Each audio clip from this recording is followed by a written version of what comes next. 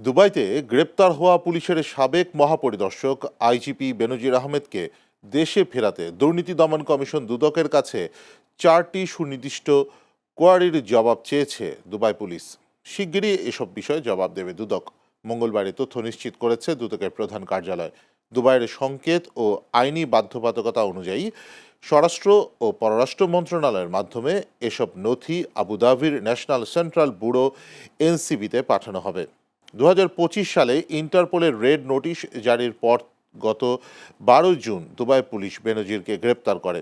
তাকে ফেরাতে 30 দিনের মধ্যে অপরাধের বিস্তারিত আন্তর্জাতিক গ্রেপ্তার পরোয়ানা ও মামলার তথ্য সংবলিত নথি অ্যারাবিক অনুবাদ সহ পাঠানোর নিয়ম রয়েছে।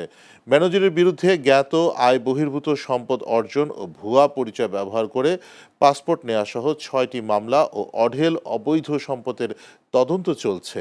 ইতিমধ্যে দুবাইতে থাকা তার 2টি ফ্ল্যাট ও ব্যাংক হিসাব জব্দ করেছে দুদক।